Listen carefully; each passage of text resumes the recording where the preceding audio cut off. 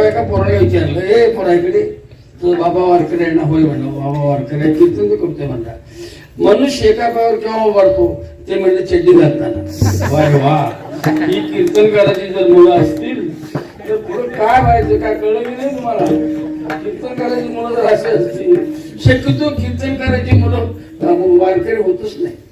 मी एका महाराजाला विचारलं, मुलं काय करतात? ते कंडक्टर आहे डॉक्टर आहे म्हणजे. वारकरी आहेत काय? हो, मीच घरून झोक मारले.